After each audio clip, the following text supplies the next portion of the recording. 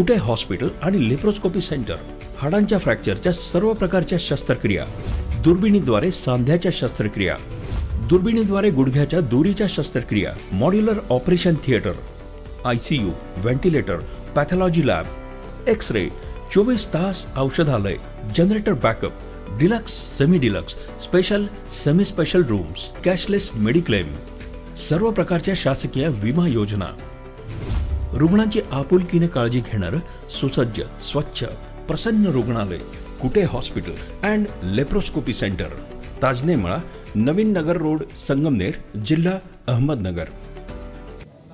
शिर्डी येथे भिक्षा मागून जगणाऱ्या 49 भिक्षुकांना शिर्डी पोलिसांनी ताब्यात घेऊन त्यांना विसापूर कारागृहात पाठवलं।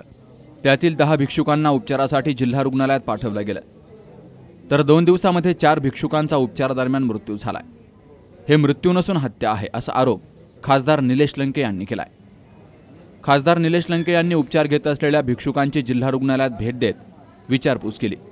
त्याचबरोबर प्रशासनाच्या भोंगळ कारभारावर प्रश्न उपस्थित केलाय। या 10 भिक्षुकांपैकी 3 जण रुग्णालयातून पळून गेलेत। त्यावेळी पोलीस आणि रुग्णालय प्रशासन काय करत होतं? 10 भिक्षुकांना रुग्णालयात आणलं गेलं, त्यांना कारागृहात डांबून ठेवण्यात आलं होतं का, असाही प्रश्न त्यांनी विचारला।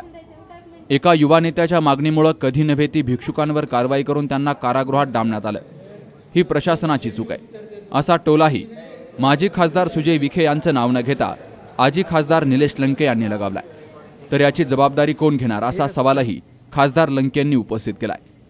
4 तारखेला 49 भिक्षुक त्यांच्यावर कारवाई करून त्यांना विसापूरच्या जेलमध्ये डांबून ठेवलं आणि त्यामधले 10 भिक्षुकांना सिव्हिल हॉस्पिटलमध्ये ॲडमिट केलं। सिव्हिल हॉस्पिटलमध्ये ॲडमिट केल्यानंतर त्यामध्ये 4 जणांना मृत्यूला सामोरं जावं लागलं। त्यामधले 4 जण पळून गेले। म्हणजे पोलीस प्रशासनाचा किती भोंगळा कारभार आहे आज आपल्याला पाहायला मिळत आहे। 4 जण पळून गेले आणि 2 या ठिकाणी उपचार घेत आहे। जर यांच्यावर लवकरात लवकर यांना उपचार दिला असता तर आज ते 4 लोक वाचले असते। सगळ्यात महत्त्वाचं काही भिक्षुकांना आता आम्हाला व्हिडिओ दाखवला आमच्या काही मित्रांनी का त्यांना मारहाण झालेली सुद्धा आढळून आली, त्याला डांबून ठेवलेलं सुद्धा आढळून आलं। आमच्या सगळ्यांचं म्हणणं एक आहे की या 4 लोकांचा नेमका मृत्यू कशामुळे झाला? उपास। आता आम्हाला काही जणांचं सांगणं आलं की त्यांनी 4 दिवस अन्नत्याग केला, मग अन्नत्याग केल्यामुळे झाला। काही जणांचं म्हणणं आलं ते अल्कोहोलिक होते, अल्कोहोलमुळे झाला, अजून कुठल्या कारणामुळे का मारहाणीमुळे झाला। जर या गोष्टीच्या मुळाशी जर जायचं असेल तर त्यांचं PM पोस्टमार्टम हे औरंगाबादला घाटी हॉस्पिटलला झालं पाहिजे, ही आमची सगळ्यात महत्त्वाची भूमिका आहे। प्रशासनाने घेतलेला बळीच आहे। मी तर तेच म्हणतो की या 4 लोकांच्या मृत्यूचे जबाबदार कोण? प्रशासन। तर मयत झालेल्या भिक्षुकांची इन कॅमेरा संभाजीनगर येथील घाटी रुग्णालयामध्ये पोस्टमार्टम करून चौकशी करावी, अशी ही मागणी खासदार निलेश लंके यांनी केली आहे। Shubham Pacharne, C News Marathi, Ahilyanagar. 21 वर्षांची विश्वसनीय परंपरा म्हणजेच संदेश चष्माघर।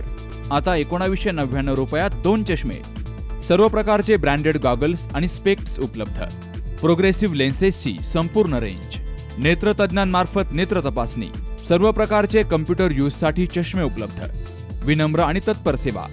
ठिकाण संदेश चष्माघर, गाळा नंबर 31 आणि 32, बस स्टँड कॉम्प्लेक्स, पहिला मजला, दत्त मंदिरा शेजारी, संगमनेर।